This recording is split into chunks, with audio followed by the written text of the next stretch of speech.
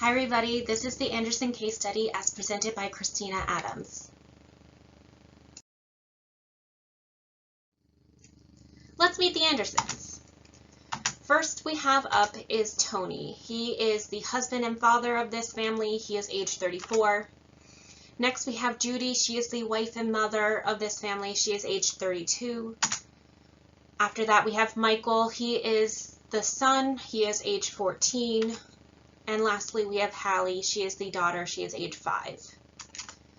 Tony and Judy have been together for 9 years in total. Judy was a single mom at the time, and she reports to me that they had a whirlwind romance and were quick to move in together. Tony assumed the role of father to Michael and head of household, taking control of the family bank account, dealing with all of that because he felt that it was his role to do. Unfortunately, over the last 9 years, Tony has become increasingly more abusive towards Judy, and that is how I come into play. Judy has been assigned to me as my client, and I wanted to dive right into her biopsychosocial spiritual assessment. She presented to me with the primary complaint of domestic violence happening at home.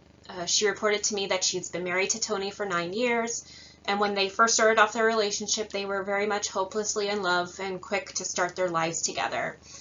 Unfortunately, Tony began to change and became more controlling, and he was handling all the finances of the family because he was the one who was bringing in the income for the family.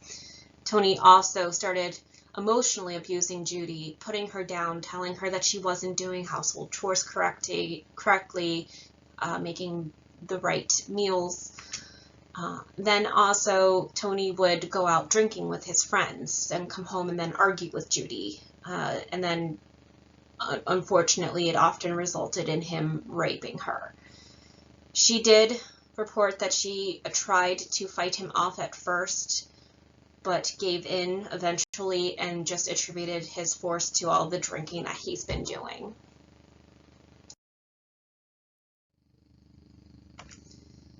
Next, Judy informed me that about 5 years ago she became pregnant with her daughter Hallie. At that point in time, Tony accused her of cheating on him and gave her an ultimatum, either him or the baby. She chose the baby and moved out to go stay with her parents. A few weeks later, Tony showed up to the parents' house and professed his love to her, apologized in front of the parents, saying that he wanted her to come back home. Reluctantly, Judy agreed to go back home, and then later that night, Tony punched Judy several times in the back and threatened her life if she ever tried to leave him again. After Hallie was born, things had calmed down between her and Tony, and she tried to get herself a part-time job. Unfortunately, Tony was not willing to watch the kids while Judy was at her part-time job, so she was forced to quit.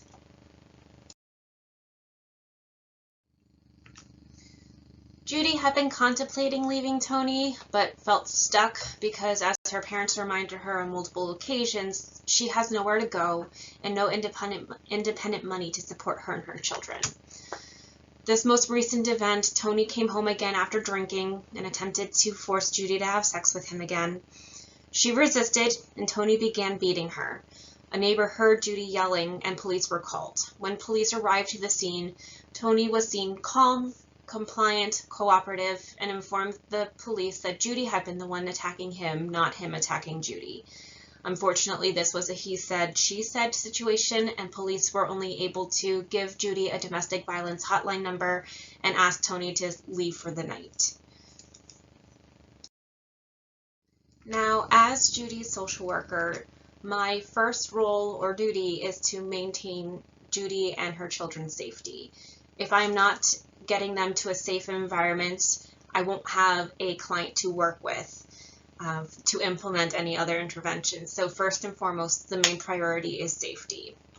Once the safety is secured, I would want to address therapeutic interventions for Judy, so that way we can address what's going on with her and the family dynamics. And then lastly, I would want to address her personal development, help her grow beyond this situation. Next, I want to dive into Bronfenbrenner's 4 levels of environmental influences. As you can see, Judy has her own circle. She is the client. She is our main focus. But her circle is within the microsystem.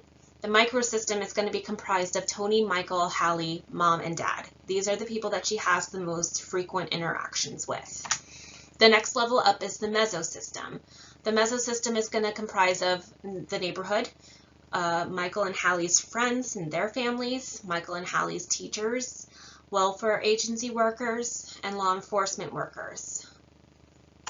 The ecosystem is going to comprise of Tony's workplace. That's a big one. How Tony is dealing with the workforce as a whole is going to affect how Judy is treated at home. For example, if Tony is having a rough day with the jobs that he has, he is going to more than likely come home and take out his frustrations on Judy. The neighborhood, again, is a part of the ecosystem. The neighbor calling the police on the domestic dispute that most recently happened is why the neighborhood is part of the meso and the ecosystem. School administrators and how they changed the rules and regulations of Hallie and Michael's school is going to affect Judy. Welfare agencies, law enforcement, responding to domestic violence calls, that's going to be an affecting factor on Judy. Social media is a factor affecting Judy. If she's reading articles on how to leave a domestic violence situation, it could either feel like she's more trapped or empower her to leave. Hospital employees and how they respond to domestic violence situations when they're treating her wounds and her bruises from the beatings that she gets from Tony. That's going to be affecting her. Is she going to feel embarrassed to be there? Is she going to be empowered to leave after talking to one of the hospital employees? We don't know. The last circle is the macro system. Law enforcement policies and welfare agency policies are going to affect what services Judy is eligible for, and if this service is eligible to her, it could help her get out, but if it's not eligible to her, it can make her feel more trapped. Tony's workplace board of trustees, how they determine what the new policies and procedures are, is going to affect how Tony does his job. And if Tony has to change the way he does his job for the worse, he's going to take out his frustrations on Judy. The school board of trustees is also part of the macro system. If things are changing at school and how Michael and Hallie do their schoolwork or have to do attendance or anything like that, that could affect Judy. Also, the hospital board of trustees. If the hospital board of trustees changes policies and procedures for how hospital personnel such as doctors, social workers, nurses, and how they respond to domestic violence situations, it could help or unfortunately deter Judy from being able to leave the family unit. Next, we're going to dive into the treatment plan for Judy.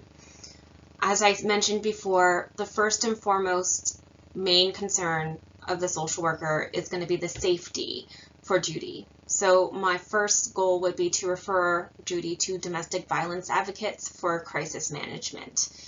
I need to make sure that she knows that this is a resource she can utilize. Then I would also want to educate her on emergency family shelters in the area. If she needs to leave the house, she needs to be able to go someplace that she can be safe with her kids. And then next I would want to refer her to an advocacy program as well, focused on safety planning, the resources in the surrounding community, and then also social support groups. Next, I'm going to work on therapy for Judy. I would first want to refer her to a trauma therapist. I would prefer if the therapist had specialties in working with people from domestic violence situations, but any trauma therapist I think would be helpful for her. I would also want to introduce her to a mom empowerment program. These are typically group sessions of about 10 sessions in total that focus on empowerment, parenting, self-care, and safe living environments. Then I would also want to discuss the potential for marriage counseling for her and Tony. Does she want to stay in this relationship? Does she want to try to make this marriage work? If so, then I think marriage counseling is the next step to go to. Then I'd also want to discuss the potential of family therapy sessions, so that way she can include her kids in the therapy. make her more aware of where Michael and Hallie are seeing the abuse that's happening at home. And maybe even including Tony in that, so he can hear from the kids how they feel when he's beating mom.